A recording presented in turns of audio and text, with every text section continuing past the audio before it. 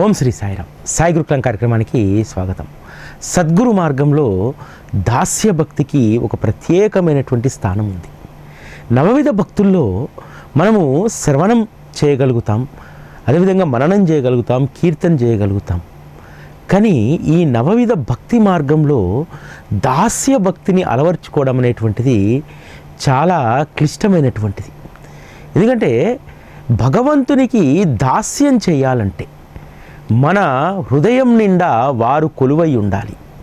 అంతేకాదు ఇతర ప్రపంచ వ్యవహారాల కంటే కూడా సద్గురువుకు చేసేటువంటి దాస్యంలోనే, ఆ దాస్యంపైనే ధ్యాస రాగలిగితే నిజంగా వాళ్ళందరూ కూడా అదృష్టవంతులు.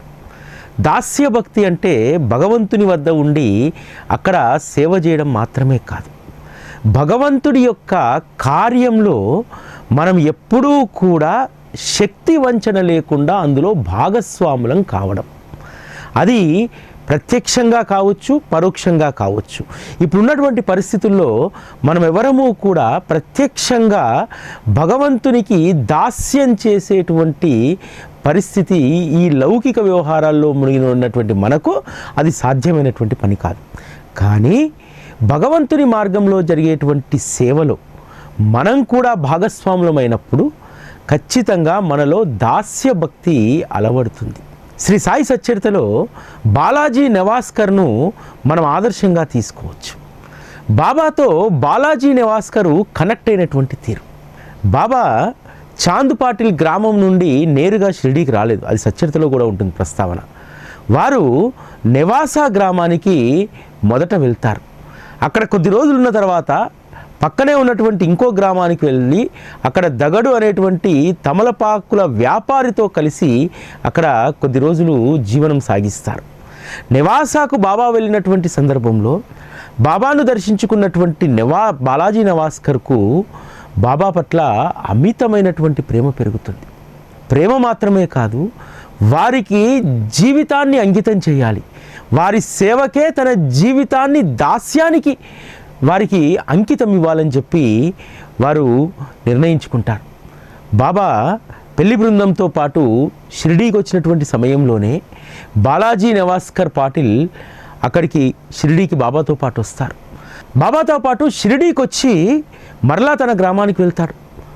మళ్ళీ కొద్ది సంవత్సరాల తర్వాత షిరిడీకి వచ్చి ఆ సందర్భంలో బాబాకు సేవ చేసేటువంటి వారు లేరు. షిరిడీ గ్రామం అంతా కూడా బాబా నడిచేటువంటి ఆ రోడ్లన్నీ అశుద్ధంతో నిండి ఉండేటివి. ఆ రోడ్లన్నింటినీ కూడా బాలాజీ నెవాస్కర్ పరిశుభ్రంగా ఉంచేటువంటి వారు. ద్వారకామాయిని కూడా శుభ్రపరుస్తూ బాబా నడిచేటువంటి వీధులన్నీ కూడా ప్రతిరోజు వారు శుభ్రం చేసేటువంటి వారు. బాలాజీ నెవాస్కర్ తక్కువ వ్యక్తి ఏం కాదు. నెవాసా గ్రామంలో 100 ఎకరాలు కలిగినటువంటి భూస్వామి. అనేక మంది నౌకర్లు తనకు ఉన్నారు. అయినా సరే ఒక దాసుడుగా వచ్చి బాబా దగ్గర సేవ చేస్తూ ఉంటారు. ఒక్క దాస్యం మాత్రమే కాదు, దాస్యం అనేటువంటి దానికి ఒక విస్తృతమైనటువంటి అర్థం ఉంది. ఆ విస్తృతమైనటువంటి అర్థాన్ని బాలాజీ నెవాస్కర్ జీవితంలో మనం గమనించవచ్చు. బాలాజీ నెవాస్కరు పంట పండిన తర్వాత పంటలంతా బండ్లోకి ఎక్కించుకొని అదంతా ద్వారకామై ముందు దింపి, బాబా మీకు కావలసింది తీసుకోండి, మిగతాది ఇస్తే నేను ఇంటికి పట్టుకెళ్తా, భార్యాబిడ్డల పోషణ కోసం ఉంటే చాలు అని చెప్పి అడిగేటువంటి వారు. ఇంతకు మించినటువంటి దాస్యం ఇంకొకటి ఉండదు. ఆ త్యాగం ఎంత గొప్పదో చూడండి. బాబా వచ్చిన బస్తాలన్నీ ద్వారకామయిలో వెయ్యండి అన్నా సరే అదే సంతోషంతో ఉండేటువంటి వారు. బాబా 1-2 బస్తాలను పక్కన వేయించి మిగతా తీసుకెళ్ళమన్నా అంతే సంతోషంతో ఉండేటువంటి వారు. అంటే తన యొక్క సంపద, శ్రమ అంతా కూడా సద్గురువుకే చేరాలి. ఇంతకు మించినటువంటి దాస్యం ఉండదు. ఎందుకంటే ఎవరూ కూడా ఇంత ధైర్యాన్ని, దాస్యాన్ని బాబాకు చేయరు. ఈరోజు మన జీవితంలో మనం సంపాదించినటువంటి డబ్బులో నుంచి బాబాకు సమర్పించేటువంటిదే అదే అసలైనటువంటి నీ సంపద. ఎందుకంటే నువ్వు సంపాదించినటువంటి దాంట్లో 90% నువ్వు ఖర్చు పెట్టేస్తావు. అది ఏ ఏ అవసరాలకు ఎలా ఖర్చు పెడతావో నీ చేతిలో ఉండదు. కానీ నువ్వు బాబాకి ఇచ్చేటువంటి రూపాయి, ఆ రూపాయికి మాత్రం జమ ఉంటుంది. ఆ రోజు భక్తులందరూ కూడా దీన్ని బాగా గుర్తించగలిగారు. సద్గురువు పట్ల దాస్యభక్తి కలిగి ఉన్నటువంటి వారి జీవితాలు అద్భుతంగా ఉంటాయి. బైజామా సామాన్యమైనటువంటి దాస్యం చేసిందా? ఆ రోజు బాబాకు ఎవ్వరూ కూడా భోజనం పెట్టినటువంటి రోజుల్లో, ఎవరి పనులలో వాళ్ళు నిమగ్నమై ఉన్నటువంటి రోజుల్లో తలపైన బుట్టలో భోజనం పెట్టుకొని రాళ్ళు, రప్పలు, గుట్టలు, పర్వతాలు, చిట్టడివి దాటుకుంటూ బాబాను వెతుక్కుంటూ వెళ్ళింది కదా. ఇంతకు మించినటువంటి దాస్యభక్తి మరొకటి ఉంటుందా? అందుకనే బైజామా పట్ల ఎనలేని ప్రేమను బాబా పెంచుకున్నారు. ఎవరైతే దాస్యభక్తి కలిగి ఉంటారో వారిని బాబా గుర్తుపెట్టుకుంటారు.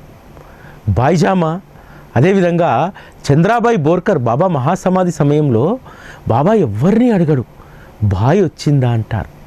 వారు మహాసమాధికి ముందు బాయిని పిలిపియండి అని చెప్పి, లేఖ రాయమని చెప్పి కాకాసాహెబ్ చెప్తారు. ఆ దాస్యభక్తి. చంద్రాబాయి బోర్కర్ బాబా నుంచి ఏ రోజు ఏమి కోరుకోలేదు. బాబా యొక్క సన్నిధి దొరికితే చాలు, బాబా పట్ల అచంచలమైనటువంటి విశ్వాసం, ప్రేమ పెరగాలే తప్ప తగ్గకూడదు, దానికి ఎటువంటి అడ్డంకులు ఉండకూడదు, నా భర్త కూడా దానికి అడ్డం చెప్పకూడదు అనేటువంటి దాన్ని మాత్రమే ఆమె కోరుకుంది. ఎప్పుడు అవకాశం ఉంటే అప్పుడు వచ్చి బాబా దగ్గర కూర్చునేటువంటిది. బాబా అవలోకనం చేస్తూ ఒక ప్రశాంతమైనటువంటి జీవితాన్ని, బాబా చరణాల పట్ల దాస్యభక్తి మాత్రమే ఆమె కలిగి ఉంది. ఏ స్వార్థపూరితమైనటువంటి కోరికను చంద్రాబాయి కోరలేదు. అందుకనే అటువంటి వారిని బాబా గుర్తుపెట్టుకున్నాడు. అంతేకాదు, బాబా మహాసమాధి తర్వాత ఎంతమంది స్వప్నాల్లోకి వెళ్ళాడు. వారి పట్ల నిస్వార్థమైనటువంటి భక్తి కలిగి ఉన్నటువంటి దాస్కన్ మహారాజ్, అదేవిధంగా ప్రధాన్ వదినే, ప్రధాన్ భార్య స్వప్నంలోకి వెళ్ళి తను అడిగి మరి పట్టు పీతాంబరాన్ని, దాస్కన్ మహారాజ్ చేత పూల సమాధిని, అదేవిధంగా 13వ రోజుకు కావలసినటువంటి అన్న సంతర్పణకు కావలసినటువంటి ధనాన్ని ప్రధాన కుటుంబం నుంచి స్వీకరించారు కదా. ఎందుకు వారి నుంచే బాబా స్వీకరించారు? ఒక దాస్యభక్తి. దాస్యభక్తి అనేటువంటిది వెళ్ళి అక్కడ ఏదో దాసోహం చేస్తేనో ఏదో సేవ చేస్తూనే కాదు. ఎవరైతే నిస్వార్థమైనటువంటి భక్తిని కలిగి ఉంటారో, ఆ నిస్వార్థమైనటువంటి భక్తి ఎట్లా ఉంటుందంటే, మేము సమర్పించేటువంటిది అది సాయి చరణాలకు చేరితే చాలు, మేము సంపాదించేటువంటి దాంట్లో కొద్ది మాత్రమైన సద్గురు చరణాల సేవకు అది ఉపయోగపడితే చాలు అని చెప్పి ఎవరైతే ఈరోజు ఉన్నటువంటి పరిస్థితుల్లో ఆ అంతరంగంతో, ఆ మనస్తత్వంతో ఉంటారో వారికి నిజంగా దాస్యభక్తి ఉన్నట్టే. ఆ రోజు బాబా చెప్పినట్టు జీవించి బాబాకు దాసుడిగా మిగిలిపోయినటువంటి వారు ఒక్క దాస్గన్ మహారాజ్ మాత్రమే. అందుకనే దాసగను అయ్యాడు. దాసులలో ఘనుడు వారు. ఎవరైనా కాస్త పాండిత్యం ఉన్నటువంటి వాడు, జ్ఞానం ఉన్నటువంటి వాడు అలంకార అహంభావాలతో ఊరేగుతూ ఉంటాడు. గను మనకు అలంకారాల అహంభావ అవసరం లేదు. నీవు నిరాడంబరమైనటువంటి ఒక నారదీయ సాంప్రదాయాన్ని ఎంచుకో అని చెప్పి బాబా నిర్దేశించారు. అంతేకాదు, గను మహాత్ములందరినీ మనం విందుకు పిలవాలి. ఆ విందుకు పిలిచేటువంటి బాధ్యత నీది అనంటే బాబా యొక్క ఆజ్ఞను శిరసావహిస్తూ కొన్ని వేల మంది సత్పురుషుల యొక్క చరిత్రను గ్రంథస్థం చేసినటువంటి వారు దాస్గన్ మహారాజ్. సద్గురువు ఇచ్చినటువంటి బాధ్యతను తూచా తప్పకుండా అనేక గ్రంథాలు, ఈశ్వవ్యాసోపనిషత్తు దగ్గర నుండి అనేక గ్రంథాలను అత్యంత సులువైనటువంటి మరాఠా భాషలో వాటిని అనువదించి అనేక మందికి, ఈరోజు మరాఠా దేశంలో కొన్ని లక్షల మందికి ఆధ్యాత్మిక గ్రంథాలను అలవోకగా చదివేటువంటి గొప్ప సేవను దాస్గన్ మహారాజ్ చేశారు.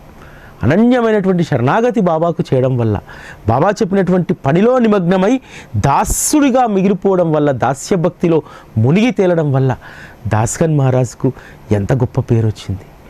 దాస్గన్ మహారాజును ఈరోజు మరాఠా దేశంలో కీర్తనా సాంప్రదాయంలో ఒక దేవుడుగా కొలుచుకుంటారు. దాస్గన్ మహారాజును అనేక మంది సద్గురువుల ఆశ్రితులు వారిని గౌరవంగా చూస్తారు. అంత గొప్ప స్థితికి బాబా తీసుకెళ్తారు. ఎవరైతే దాస్యభక్తి అలవర్చుకుంటారో, అంటే సద్గురువు చెప్పినట్టు జీవించడం, ఆ జీవించేటువంటి విధానంలో మనం సద్గురు సేవలో ఏమాత్రం మనం ఉపయోగపడుతున్నాం, మన మనస్సు అందులో లీనం కావాలి. మనం సంపాదించేటువంటి దాంట్లో కొంత భాగమైన సద్గురు చరణాలకు, వారి సేవకు అది వినియోగించబడాలి. ఇటువంటి మనస్సు కలిగినటువంటి వారు ప్రతి ఒక్కరూ కూడా దాస్య భక్తిలో మునిగి తేలుతున్నట్టే. సాయి టీవీ ద్వారా ఈరోజు నాకు తెలిసి కనీసం ఒక 200-300 మంది అయినా సరే ఈ దాస్య భక్తిలో మీకు తెలియకుండానే మీరు మునిగిపోయారు.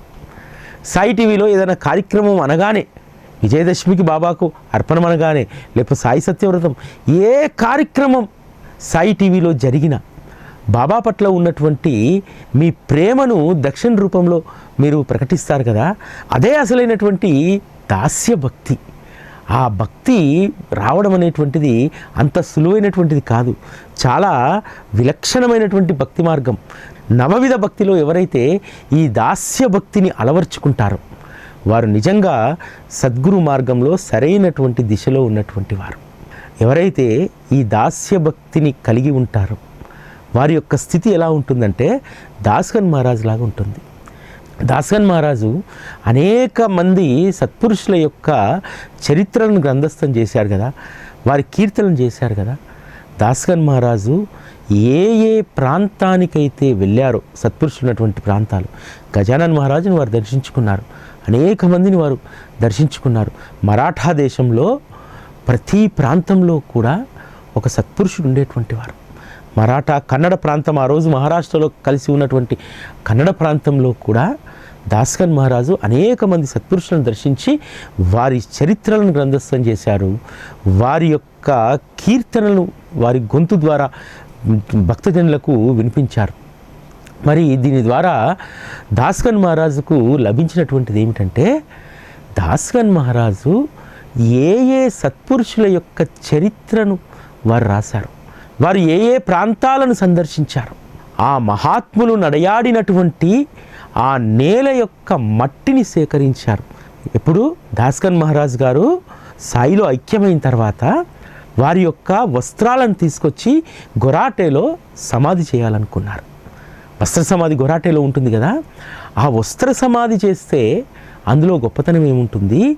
దాస్గన్ మహారాజ్ గారు ఎవరి సత్పురుషుల యొక్క చరిత్రలు అయితే రాశారు, ఆ సత్పురుషులు నడియాడినటువంటి నేలం అన్ని చోట్ల నుంచి కూడా పిడికెడు మట్టిని తీసుకొచ్చి వారి శిష్య బృందము దాస్గన్ మహారాజ్ వస్త్ర సమాధిలో ఆ మట్టినంతా కూడా, అంటే దాదాపు దేశంలో ఉన్నటువంటి అన్ని పుణ్యక్షేత్రాలు, దాస్గన్ మహారాజు అనేక యాత్రలు చేశారు.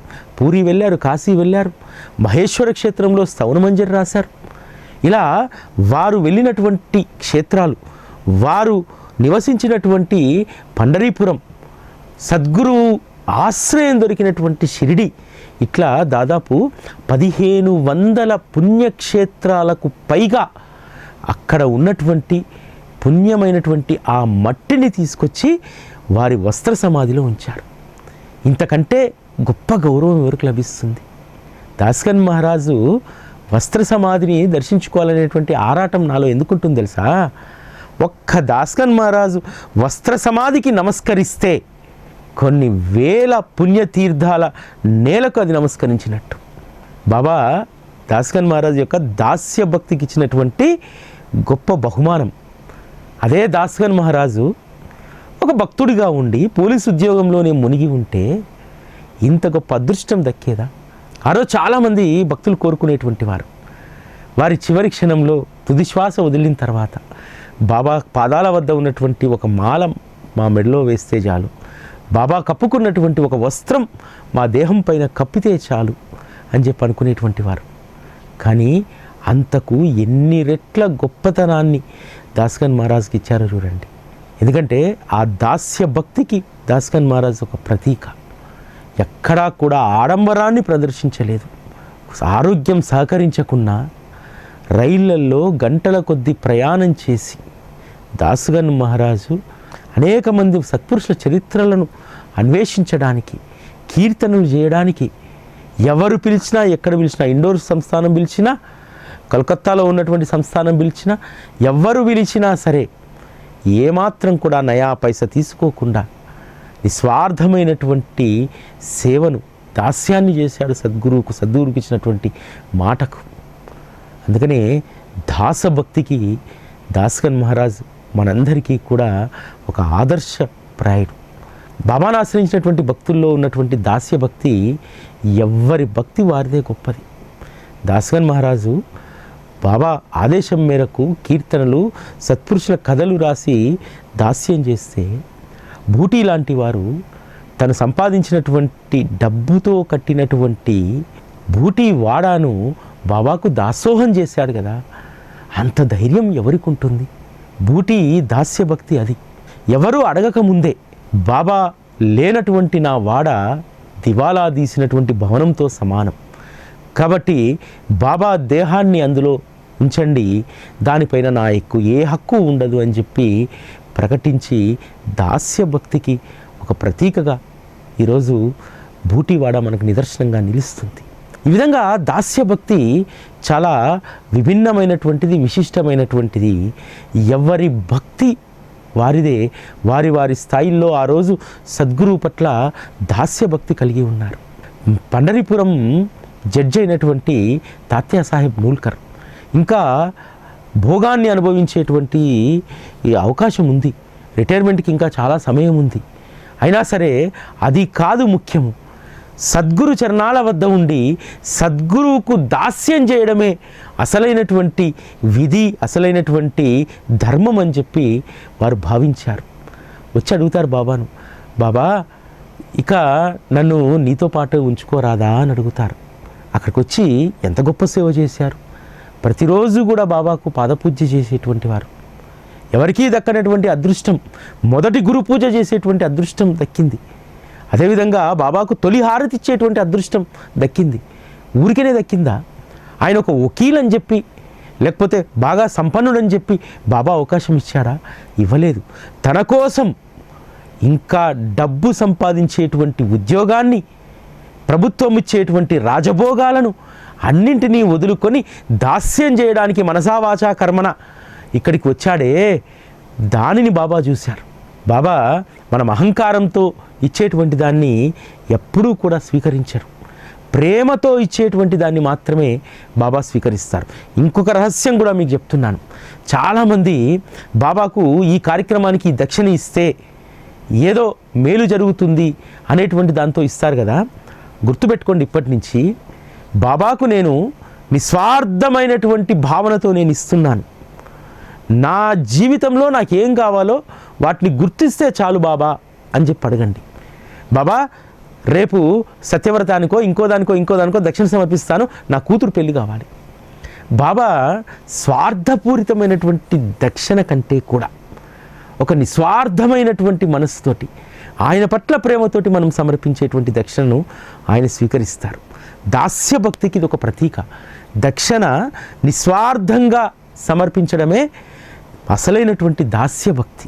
కోరికల కోసమే మనం బాబాకు దక్షిణ సమర్పించామనుకోండి, దాంట్లో స్వార్థం ఉంటుంది, దాస్యం ఉండదు.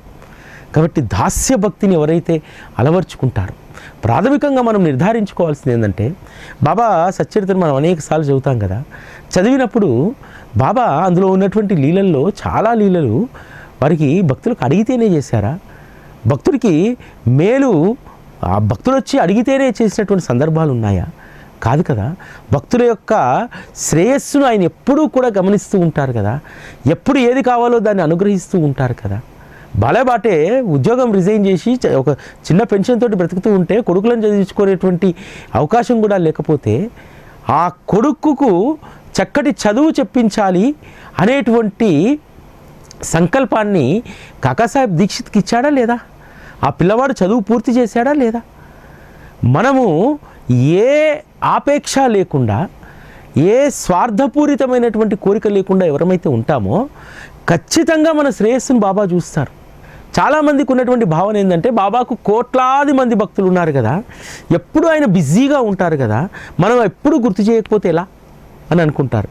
ఒక్కటి గుర్తుపెట్టుకోవాల్సినటువంటిది ఏంటంటే, ప్రాథమికంగా బాబా కోట్లాది మంది యొక్క ఆరాధ్య దైవమైనప్పటికీ కూడా నీకు ప్రత్యేకమైనటువంటి దాన్ని గుర్తుపెట్టుకో. కోట్లాది మంది గృహాల్లో ఉన్నట్టే నీ గృహంలో కూడా ఆయన ఉన్నారు. ఆయన నిన్ను చూస్తూ ఉన్నారు. వారు ఏకకాలంలో కొన్ని కోట్ల మంది గృహాల్లో ఉంటారు, అణువణువులోనూ ఉంటారు. అటువంటప్పుడు మనం ప్రత్యేకంగా రిమైండ్ చేస్తేనే, మామూలుగా లోన్ తీసుకుంటే 5వ తారీఖు ఈఎంఐ ఉందనుకోండి, 25వ తారీఖు మెసేజ్ వస్తుంది, 28వ తారీఖు మెసేజ్ వస్తుంది, 1వ తారీఖు మెసేజ్ వస్తుంది. ఇట్లా అప్పులవాడు కనుక ఈరోజు మెసేజ్లను రిమైండ్ చేసినట్టు మనం బాబాకు మన కోరికను ప్రతిరోజు రిమైండ్ చేస్తూ ఉంటాం, అదేదో మనకు బాకీ పడి ఉన్నట్టు. ఈ విధానంలో నుంచి మనం బయటికి రావాలి. నువ్వు దాస్యభక్తి చేసి చూడు. బాబా సేవలో ఎటువంటి స్వార్థం లేకుండా నువ్వు అందులో భాగస్వామి అయి చూడు, నీ అదృష్టం పండుతుంది. దాస్యభక్తి చేసేటువంటి వారి పట్ల సద్గురువు ప్రత్యేకమైనటువంటి ప్రేమను కలిగి ఉంటారు. దాస్యభక్తి అలవడాలంటే చాలా కష్టం. ఎందుకంటే దాస్యభక్తి అలవడాలంటే స్వార్థాన్ని వీడాలి, నాది అనేటువంటి దాన్ని వదిలేయాలి, లాభాపేక్ష అనేటువంటి దాన్ని పక్కన పెట్టాలి. ఇవన్నీ పెడితేనే దాస్యభక్తి మనకు మన మనసులో ఉద్భవిస్తుంది. నేను చేసేది ఎవరి కోసం? సద్గురువు కోసం కదా. ఈ జీవితం ఆయన నాకు ఇచ్చాడు కదా, కాబట్టి ఆయన కోసం నేను ఎంత చేయగలుగుతాను అనేటువంటిది ఖచ్చితంగా ఆలోచించాలి. దాస్యభక్తి ఎప్పుడూ కూడా మనల్ని తీరికగా ఉంచదు. ఎందుకంటే నేను దాన్ని అనుభవిస్తూ ఉన్నాను.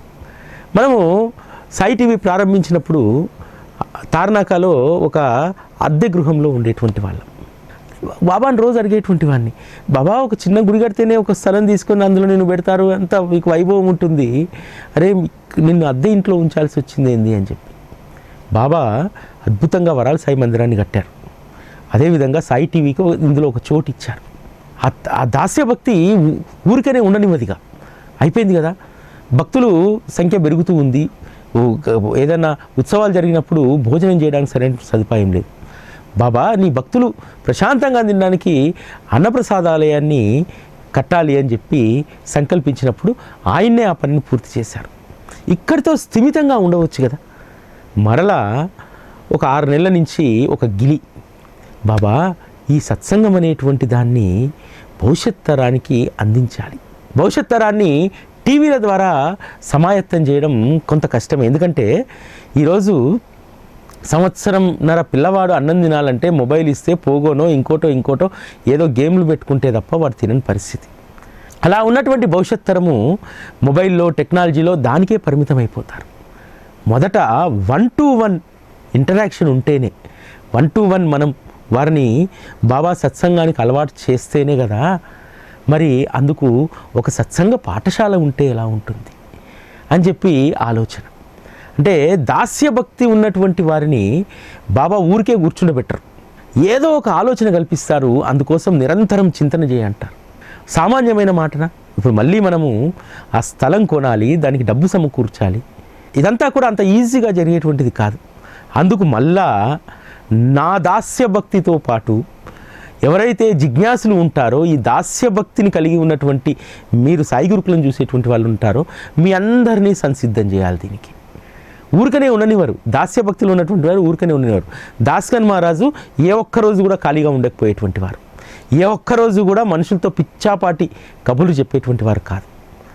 ఈరోజు ఇక్కడ వారి కీర్తన ఉందంటే తెల్లారి 200-300 కిలోమీటర్ల దూరంలో కీర్తన ఉన్నా సరే, ఇక్కడ కీర్తన అయిపోగానే రాత్రి సంచి సర్దుకొని రైలు ఎక్కి మళ్ళీ అక్కడికి వెళ్ళి ఉదయానికి చేరుకొని ఉదయం అంతా కూడా కాస్త విశ్రాంతి తీసుకొని మళ్ళీ సాయంత్రం కథ చెప్పేటువంటి వారు ఉండనివారు ఖాళీగా. బాలాజీ నివాస్కర్ ఖాళీగా ఉన్నాడా ఎప్పుడైనా? ఎప్పుడూ ఖాళీగా ఉండేటువంటి వారు కాదు.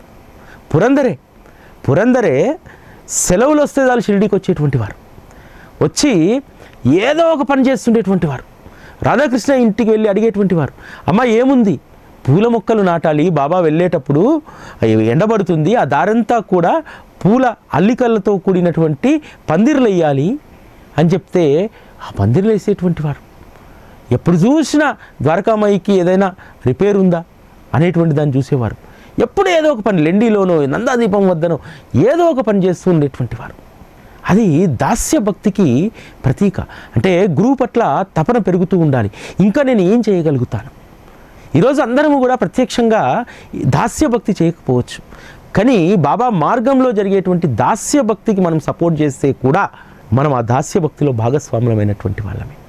రాధాకృష్ణ ఈ దాస్యభక్తికి లొంగి కదా ఈరోజు బాబా గొప్ప వైభవాన్ని తనకు తాను తెచ్చుకున్నారు. రాధాకృష్ణ ఈ తపనంతా ఏమిటి?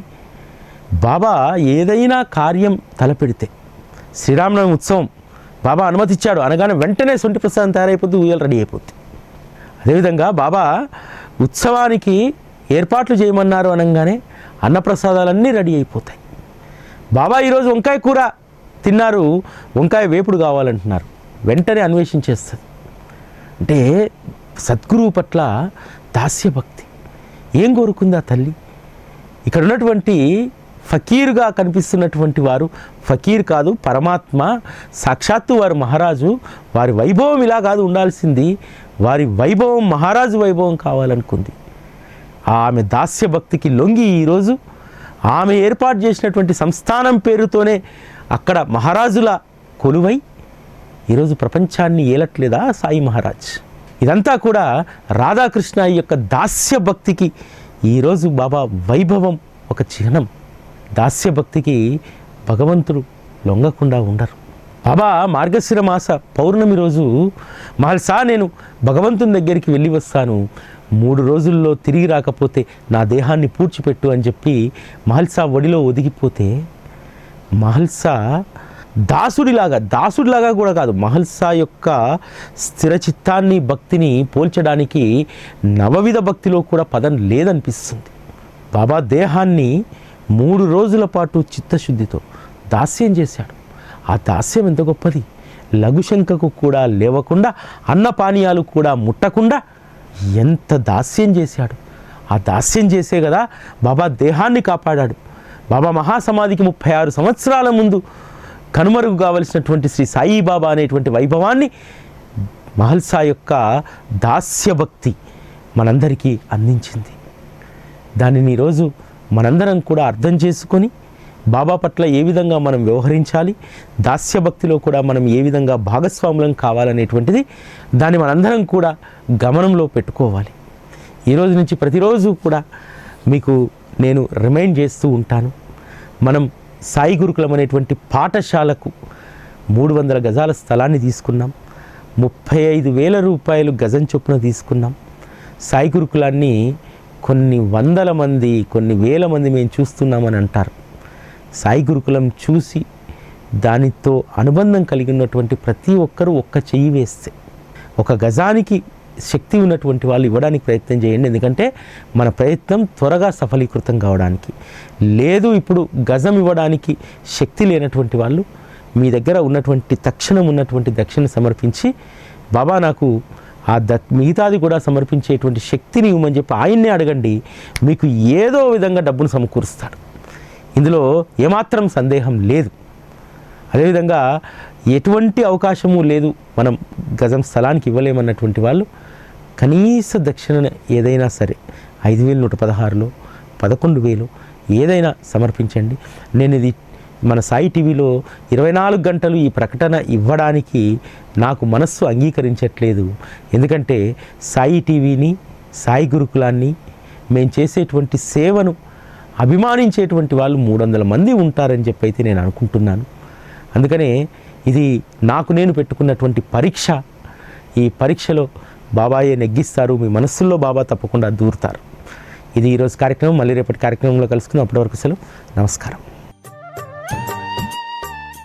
సాయి గురుకులం సత్సంగ మందిర భూదాన సేవ భవిష్యత్ తరానికి సాయి అమృత ధారను అందించే సాయి గురుకులం, సాయి సత్సంగ మందిర నిర్మాణం 10 సంవత్సరాలుగా సాయి తత్వాన్ని మృదు మధురంగా భక్తలోకానికి అందిస్తున్న సాయి టీవీ తలపెట్టిన మరో మహాకార్యం.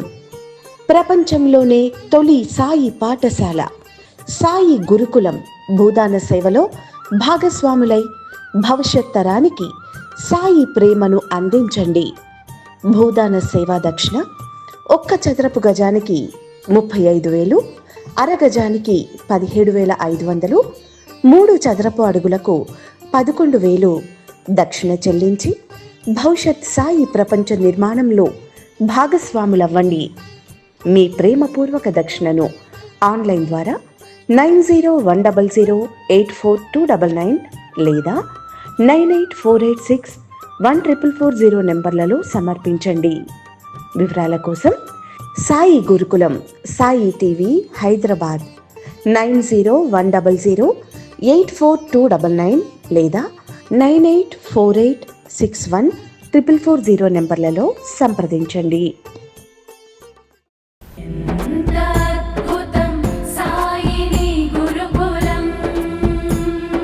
శిక్షణే తప్ప శిక్షలు లేని శరణాగతి సౌదం.